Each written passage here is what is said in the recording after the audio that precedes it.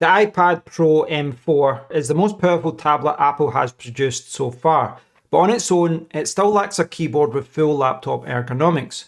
Apple's Magic Keyboard is a popular way to add a keyboard to the iPad Pro, but it doesn't come cheap.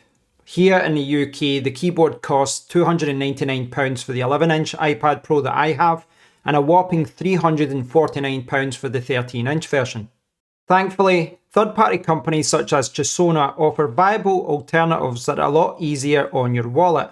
Chesona were kind enough to send their Rugged Series keyboard case out to me for review, but as always, they don't get to see this video before it goes live and they have no input in what I say.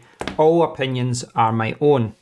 I've been using their keyboard case with my iPad Pro for a few weeks now, so in this video, I'd like to talk about what the case can do and talk about my own experience of using it. Chesona's Rugged Series is available for $98.99 US on their official website. They only appear to sell to Canada and the United States from their website, but it is available in Amazon stores around the world. For example, here in the UK, it's available for £96.77 at this time. So this case is around a third of the cost of its Apple counterpart, and it also tackles the tablet keyboard problem in a different way. Apple's Magic Keyboard is undoubtedly an elegant solution that many people love, but it doesn't offer any protection for your iPad Pro, which is one reason why I never bought it myself. In contrast, Chesona's Rugged Series case adopts a hybrid two-case design, which has a magnetic protective case for your iPad Pro that attaches to an additional folio-style case, which has its own kickstand.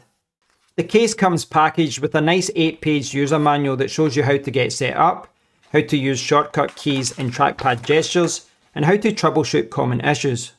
The case itself looks great. The folio part of the case is made from a soft touch PU leather exterior, whilst the inner protective shell is made from a more flexible polycarbonate plastic. The inner shell has a storage area for your Apple Pencil Pro and has protection for your iPad Pro's power and volume buttons. It has cutouts for the charging port and speakers, and there's space behind the pencil storage area to let you pop your pencil out with ease. The package also includes a short USB Type-C to Type-A 5-volt charging cable. Personally, I would have preferred a USB-C to USB-C cable, but the bundled cable will get the job done. Weight is always an important factor when choosing any iPad case, especially one with a built-in keyboard. But weight on its own doesn't tell the whole story. With a case like this, that extra bulk also translates into extra protection. To give some context, my previous case was a Torras protective shell which weighed 226 grams, or 8 ounces. With my iPad Pro, screen protector and Apple Pencil Pro attached, the total combined weight came to 729 grams, or £1 9.7 ounces, which is light enough to still feel like a tablet. By comparison, the Chesona keyboard case alone weighs 660 grams, or £1 7.3 ounces. That's significantly heavier than a slim shell, but not surprising when you consider that you're adding a keyboard, a trackpad, a folio cover, and additional drop protection. It's also worth noting that this makes it heavier than Apple's Magic Keyboard, which comes in at around 580 grams, or £1 4.5 ounces. Again, that's to be expected, because Apple's keyboard leaves your iPad Pro largely exposed, while Chesona's case wraps it in a rugged shell. What I like about Chesona's hybrid design is that the inner protective shell can be used on its own. That shell only weighs 145 grams, or 5.2 ounces, and snaps on and off with ease, giving you lightweight everyday protection when you don't need the keyboard attached. The shell covers the back and corners, includes raised edges around the screen and cameras, and even has a slot for the Apple Pencil Pro. When you dock the shell into the folio case, you're not just adding the keyboard. You're also gaining a sturdy kickstand that holds the iPad Pro at virtually any viewing angle. You can even position it vertically if that suits your workflow, and it always stays in place, which adds to the overall feeling of security. Fully loaded, with the iPad Pro, screen protector, Apple Pencil Pro and the complete Chesona case, the setup tips the scales at 1.163 kilograms, which is £2 9 ounces. Without the keyboard section, The weight drops to about 649 grams, or £1 6.9 ounces, which is a super light and slim iPad Pro case setup. So yes, this case adds noticeable bulk and weight, and in many ways it pushes the iPad Pro closer to Ultrabook territory in terms of carrying weight. But you're getting far more protection than Apple's Magic Keyboard provides, and that's the trade-off. If you value lightness above everything else, the slim inner shell will suit you better on a day-to-day basis. But if you want durability and peace of mind alongside a keyboard and trackpad, the extra weight you get with that folio case is a fair compromise. The Chesona keyboard comes with 7 different backlight colours, a multi-touch trackpad, and a full set of shortcut keys. Unlike Apple's Magic Keyboard, which draws power directly from the iPad Pro, this case has its own built-in battery. That means you'll need to charge both your iPad Pro and the keyboard separately, but the advantage to that is that the case will never drain power from your tablet. Charging is handled via a USB-C port on the right side of the keyboard. A full charge takes around 2 to 3 hours, and Chesona claim you'll get more than 50 hours of typing on a single charge. I've not been able to push it that far in one go, but I can say that after a few weeks of regular usage, I still haven't had to top it up since that initial charge. Getting set up is quick. You press the function and C keys to start Bluetooth pairing, then connecting your iPad Pro's Bluetooth settings area. The trackpad does require one extra step. You'll need to head into the accessibility settings area, enable touch, and then enable assistive touch. After that, it works as expected. The backlight can be customized with a couple of shortcuts. Function and the right shift key cycles brightness between off, low, medium, and high, while function and return cycles through the 7 colour options. In bright light, the backlighting isn't very noticeable, but in dim rooms, for example using the iPad Pro in bed, it looks fantastic. The keyboard supports all the essential commands you'd expect, including copy, paste, cut, select all, undo, and redo. You can also use Command and Tab to switch between applications, and Function and Spacebar to toggle the trackpad on or off. Along the top row are 14 dedicated shortcut keys for things like Home, Search, Brightness, Screenshots, Media Controls, Volume, Screen Lock, and even switching input methods. In practice, these shortcuts save a lot of time and make the iPad Pro feel much more like a laptop. The trackpad supports common iPadOS gestures, tapping, swiping, scrolling, and pinch to zoom, and overall it feels responsive, and the click mechanism itself has a satisfying action. Now, if you're used to Apple's trackpads, this won't feel as smooth or as precise, so you'll need to temper your expectations, but for casual browsing, some note-taking, and everyday use, it gets the job done. Personally, I still prefer to use a mouse for longer sessions, but I have found the trackpad to be useful as it's built in. As for the typing experience, I would describe it as good, not great. I find that tablet keyboards are never as good as the laptop counterparts, but I do think the typing experience is better than what you might expect at this price point. The chiclet style keys are fairly shallow, but they do have a crisp, clicky feel to them, and the typing experience is vastly superior to using the on-screen keyboard. Over the last few weeks, I've used it for note-taking, web browsing, and script writing, and it has kept up with my pace without any issues. For those of us who are outside of North America, one frustration is that the keyboard has a US keyboard layout. As I'm in the UK, this means the keyboard is missing the pound symbol, and many other symbols and keys are in different positions.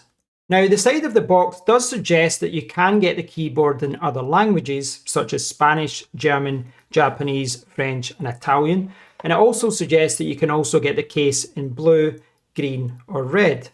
But the official website only shows the keyboard case with a United States keyboard layout, and it only shows the keyboard case being available in grey. Where it struggles is on the lap. Like many folio-style keyboards, the base isn't completely rigid, so it tends to bounce and wobble when typing without a desk. On a firm surface, it's fine, but if you're sitting on the sofa or lying in bed, it's less comfortable. Bottom line, this is a very usable keyboard for light to moderate work. If I needed to write thousands of words in one sitting, I'd still prefer a laptop or to use an external keyboard, but for everyday tasks, browsing and shorter writing sessions, it's more than adequate. So at this stage of the video, I've spoke about 10 minutes or so about the Chesona Rugged Series Case for iPad Pro, and I've spoke about its price, its features, its weight, its protection, installation, trackpad, typing, etc. So I've touched upon most subjects, but what I'd like to do at this stage is talk about who I think this case is for, and just talk a little bit more about my own experience of using this case over the last few weeks. Now, as far as who I think this case is for, at the start of the video, I drew some comparisons between this case and Apple's Magic Keyboard. And the reason I did that is because the Magic Keyboard is very popular, and if you look on YouTube, that's the one that gets all the attention. It's the one that's getting reviewed a lot. But let's be honest, if you're looking at Apple's Magic Keyboard and looking at spending $300 or $350, you're probably not going to look at a cheaper option such as this. You're probably switching between Apple's Magic Keyboard or Logitech's combo case option. So I don't think this case is for those people who are looking for the premium, $300 keyboard case. The way that I look at this is that, a half decent regular iPad Pro case, something like this, it retails between $20 and $40. I initially had a folio style case from Spigen, which I really liked, and then I switched to this Torras one, and I switched to this because it had the kickstand, and I found that to be very useful. And these types of cases are, £30, $30, $40 or so, depending on what you pick up.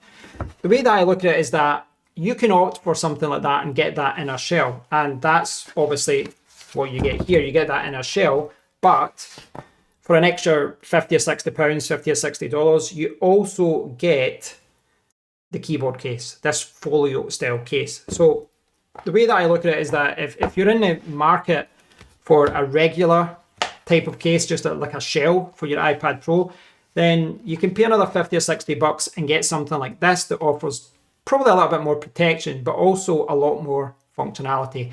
And that's the way that I look at it. And I also think that, let's be realistic, it's not really that fair to compare the typing experience on something like this against Apple's $300 to $350 keyboard option, because, well, that's 3 or 4 times more expensive. I think you have to be realistic with what you're going to get with this type of thing. I always view the typing experience with tablet keyboard cases as acceptable. Like what can get you through the day? Is it going to help you browse the web? Is it going to help you take some notes, etc.? I think if you're going to spend hours writing an essay, doing something serious, then you probably should switch to a laptop or switch to an external keyboard such as this. Something that's going to be a little bit nicer to type on. Now, I did, draw some comparisons between this and other, keyboard cases, etc., and other keyboards in general. What I said earlier was quite true in that if you're using this on your lap, the experience isn't great, and it's because it's like this. It's kind of wobbly, and if it's on your lap, it bounces a lot like that. And you can see here if you're typing like this, it presses in. It does that. There's a lot of flex there. Now, that is common with these types of cases. This is a Surface Pro 6, I think. It's quite an older one. It's quite an old one, so it's quite an old one, and it's stained, as you can see. But this is the same problem that I've had with Surface Pros in the past, in that it is quite flexible. It's got that kind of flex when you press down on it. So it's great on a desk. It's great when you're, somewhere solid. But as soon as you're sitting in bed, you're lying on a sofa or something like that, then the experience is not as good. And it's a kind of similar story here, in that when it's on your lap, it's not as good. But here at my desk, the typing experience is pretty good, actually, and it's more than acceptable, in my opinion. I think overall, the typing experience, if you're using it at a desk, is fine for a couple of hours. It really is, and you will make maybe the odd mistake, once you get used, until you get used to it, sorry. But I found it to be good, and I found it to be really useful to have the trackpad. And yeah, it's just changed how I've used it, because previously I effectively just had the shell, and I had the shell with a kickstand, and I still have that. I still have that experience. I just take it off But when I put it on this, it attaches magnetically, and now I can start typing. And it's changed the way that I've been using it, because previously, because I didn't have a keyboard, I didn't like using the on-screen keyboard. The virtual keyboard on iPad OS is horrible, in my opinion. It's just not nice to type. It's just too big. But once you've got a keyboard, you can browse the web easier. You can, post on social media. You can take notes, and you can be a little bit more productive. And that's what this case has helped me do. It's helped me to be a little bit more productive. As far as the protection goes, I think it's really good. You can see, you've got a cutout there for power, all the speakers there. The buttons are really clicky, really nice. You can still charge easily, and we can charge there as well. One thing about that though is that there's no light when you turn it on. So that's a little bit annoying, and the reason being that I've left it on quite a few times without realizing that it's on, because when it's just sitting there like that, it's not obvious what's on and what's off. So that's it off. That's it on. So that's just something to be aware of. What I do like as well is the Apple Pencil Pro integration, because it's got that little bit here. It's got that little part to put your finger in, just to help you pop it out, and then you can obviously sit it there if that's what you want. So yeah, I think it's a nice case overall. It's important to remember with these types of things is that no case is perfect, but this is ticking a lot of boxes. You're not going to get that perfect typing experience as you are with an official Apple keyboard or an official Apple laptop keyboard, but it's not a million miles away, and it is useful for typing and being productive, etc. So yeah, really happy with it. I think it's good value for the price that they're selling it at.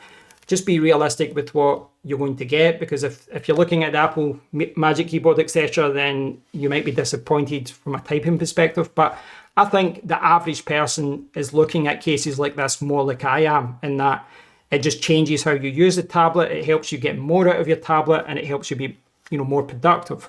Now, as you can see here, even just looking at it, when you add something like this, it does add more weight, it does add more bulk, and yes, that offers more protection, but maybe that will change how you use your tablet, and maybe it will change how you use the tablet in a negative way, because generally speaking, if something's heavier, if it's bigger, you're maybe less likely to put it into your bag.